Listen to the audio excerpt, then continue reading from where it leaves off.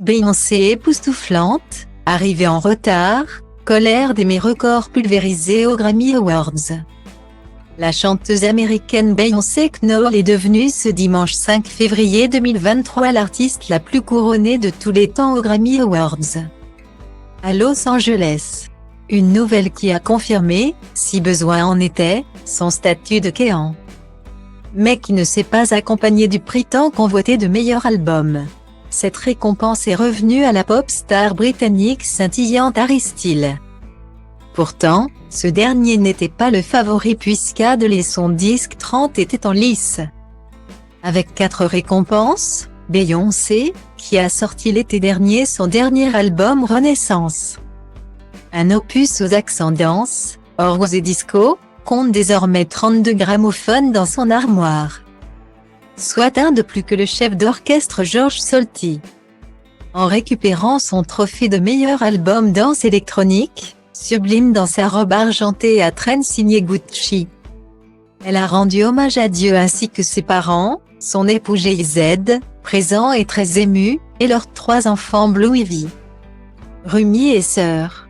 J'essaie de ne pas être trop émue, a-t-elle lancé, remerciant tour à tour ses parents, son magnifique mari et ses 3 beaux enfants et la communauté gay qui l'a toujours soutenu.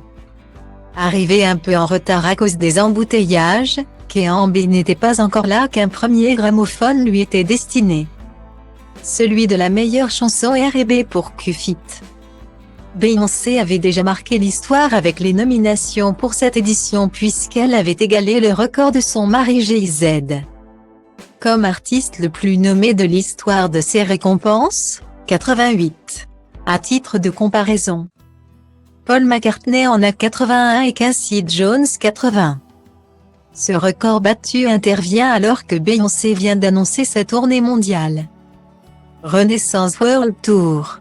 Des shows qui promettent d'embrasser toutes les salles du monde entier où elle passera. N'en déplaise à Aya Nakamura qui se produit en France le même jour qu'elle.